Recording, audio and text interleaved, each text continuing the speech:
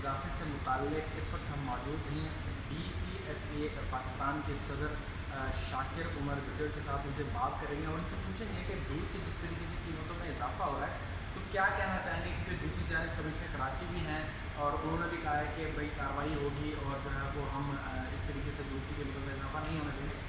شاکر عمر صاحب بتائیے گا, ایک طرف تو آپ لوگوں نے اعلان کیا ہے کہ ہم دودھ کی قیمتوں میں اضافہ کر رہے ہیں, دوسری جانب کمشنر کراچی بھی ایکشن میں آیا ہے, کیا کہتے ہیں؟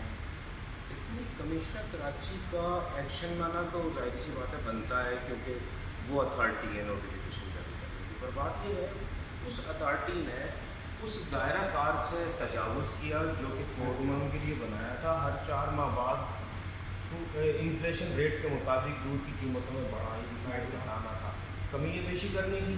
تو بہت ضروری یہ تھا کہ کمشنر صاحب وقت دودھ کی قیمتوں میں اضافہ کرتے. بڑھنے والی مہنگائی سب کی نظر میں, پیٹرول مہنگا, اجناس مہنگے, دالیں مہنگی, ہر چیز مہنگی ہو چکی ہے, صرف دودھ کی قیمتیں روک کے رکھنا چاہتے ہیں. لیکن دودھ کی کاسٹ آف پروڈکشن اس وقت ہے 108 یا 110 روپے ریٹ, اور یہ ہمیں کہتے ہیں 85 روپیز میں, یعنی کہ یہ ہم سے سبسڈی مانگ رہے ہیں.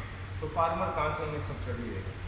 تو مقصد کہنے کا یہ ہے کہ یہ آڈلٹریشن کرانا چاہتے ہیں, یہ کرپٹ لوگ ہیں, نوٹیفیکیشن کے لیے پیسے لینا چاہتے ہیں ہم سے.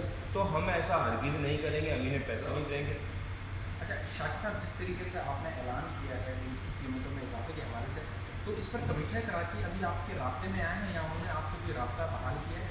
نہیں جی, ابھی تک کوئی رابطہ نہیں کیا کمشنر صاحب نے. کمشنر صاحب چونکہ جیسے اگر ہم سے رابطہ کریں گے تو ہم بیٹھنے کو تیار ہیں, پر دودھ کا جو یہ ہم نے اعلان کیا ہے, یہ متفقہ فیصلہ ایسوسی ایشن اس کا تمام کا, اور تمام علاقائی تنظیمیں اس میں شامل ہیں, اور ان کے باہمی اتفاق سے یہ اعلان کیا گیا. اور ان شاء اللہ تعالیٰ ہم دودھ کی قیمتیں جو لاگو کر چکے ہیں فی الحال یہی لیں گے, اور بتدریج اس میں مزید 15 روپے کا اضافہ کریں گے.